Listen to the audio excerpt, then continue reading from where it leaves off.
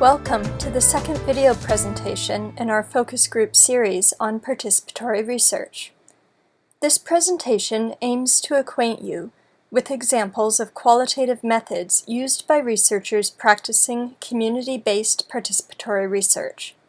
This is going to be a fairly brief overview, just to give you a taste of what methods you might employ in your own project.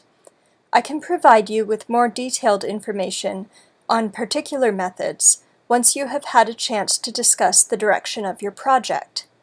This is not a complete list of possible methods, but they are intended to give you an idea of the diversity of methods available to you.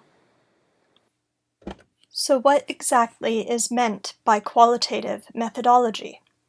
Broadly speaking, a methodology refers to the guiding principles of a study, including both the methods used as well as the underlying theories and philosophies that guide the selection of those methods. Methods refer to the individual techniques which are used to acquire data. A single research study might use more than one method to acquire its information. Qualitative methods are those that gather non-numerical data. In other words, they deal with information that can't be counted or analyzed using statistics. Qualitative methodologies aim to provide what is called thick data. This data includes important context, background, and experiential information. Thick data can lead to insights that might be missed when looking at only quantitative data. These methodologies acknowledge that many types of knowledge are contextual. This can make qualitative methods good tools for analyzing relationships and asking exploratory questions. This is different from quantitative methods, which focus on numerical data and employ more standardized data collection and statistical analysis.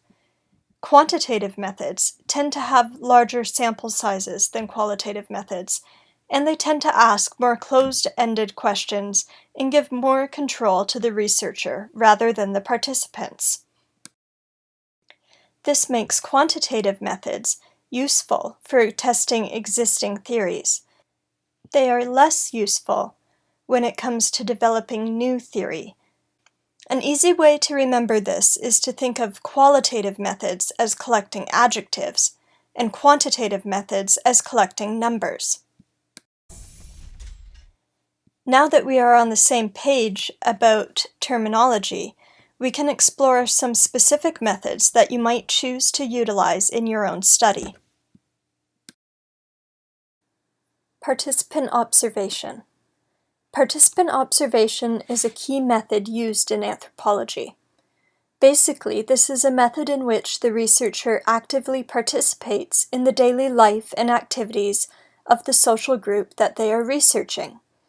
They typically keep field notes, usually writing down their experiences soon after participating in an activity.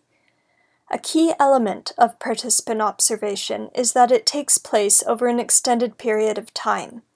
This allows the researcher to get to know people and build trust.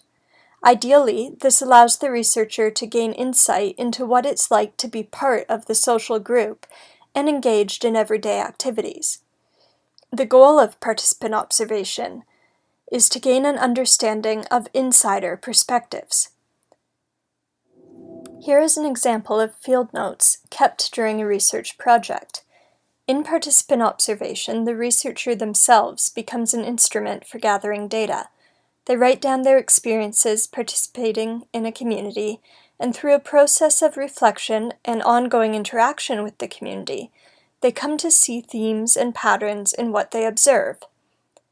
Many researchers also choose to keep a more personal journal to record their first impressions, reactions, and feelings so that they can better assess how their individual responses impact their collection of data. Surveys. Surveys are the method that you are most likely to have encountered if you have been asked to participate in autism research before. Surveys tend to be very popular with researchers because they are relatively low cost and easy to administer, especially when they are administered online. Participants answer standardized questions, and their answers are recorded. These more standardized questions reduce the variables in the study. This can make patterns more apparent when it comes time to analyze the data, but it also comes with limitations. Because the questions are standardized and predetermined, participants do not have the ability to direct the research process, and this can mean that the researcher's own assumptions have greater influence over the results of the study. This can be a source of bias or of misunderstanding. Nevertheless, there are still some strong arguments for using surveys for particular purposes. Surveys can be used with a larger group of participants, and this larger sample size can mitigate bias, which may occur when working with smaller groups that are not representative of a broader population. Utilizing quantitative methods like surveys along with qualitative methods may also increase the likelihood that the study is seen as scientifically rigorous by organizations that are less familiar with the theory behind the use of qualitative methods. Survey questions may take the form of yes or no, or multiple choice answers, or of sliding scale questions. For instance, you may have encountered the following sliding scale question in the Autism Quotient questionnaire. Participants may also be asked to write a short text response in response to some questions, usually within a fairly limited space. Interviews. I will be covering 3 types of interviews commonly used in social science research. The first are structured interviews. This type has the most in common with surveys. They are conducted with a prearranged list of questions, and all participants are asked the same questions. Usually they are conducted face-to-face, although they could be done over the phone or through a messaging app.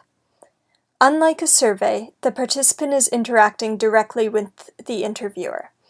This allows the questions to be asked in a more conversational way and gives some more room for participants to expand on their answers or for interviewers to ask for clarification. Due to the standardization, the control of this type of interview is still largely in the hands of the researcher who sets the questions.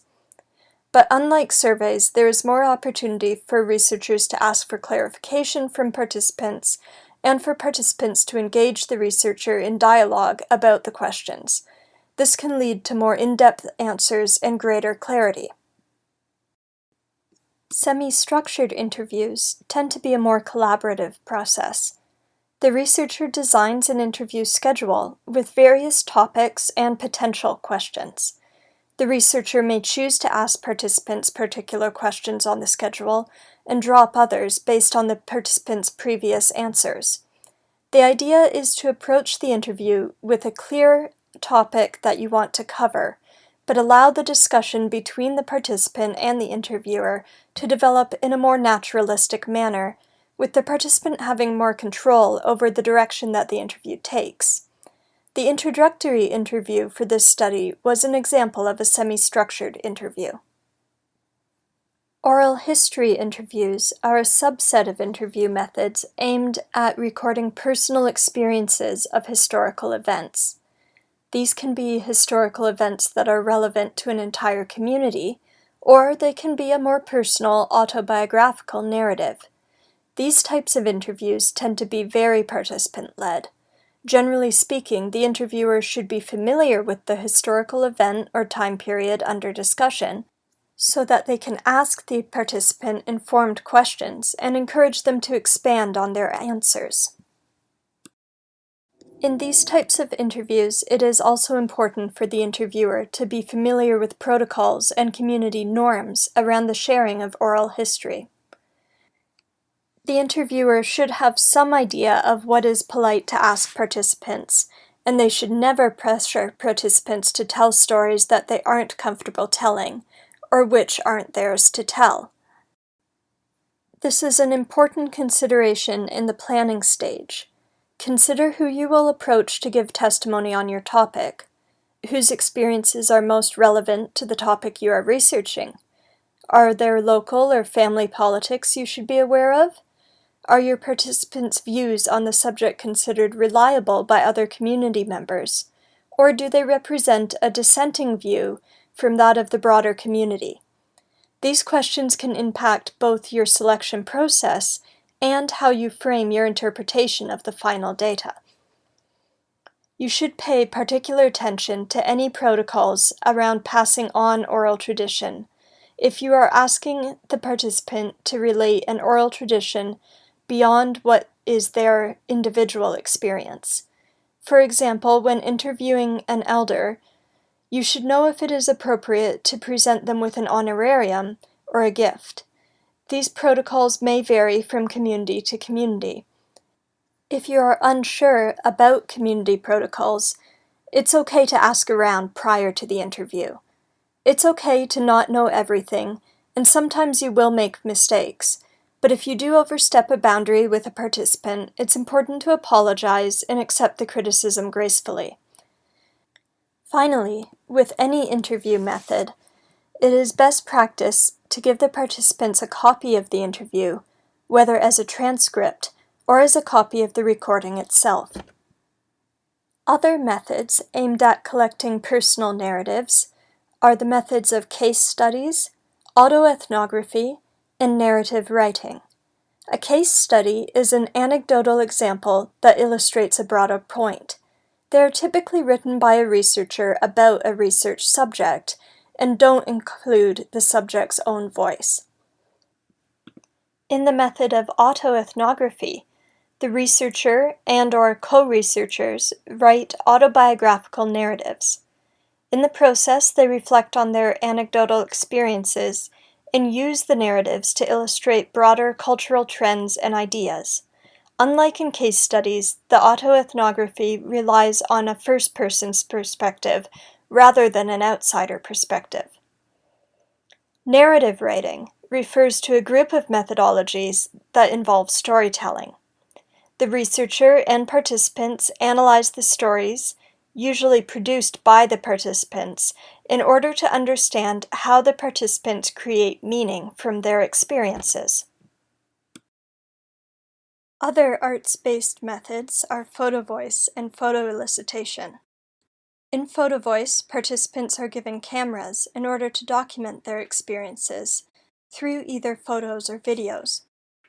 As in narrative writing, the images produced by the participants are then analyzed in order to gain insight into the meaning that the participants create through their visual narrative. The photographs are then collaboratively analyzed. Photo elicitation is the use of photos to generate discussion.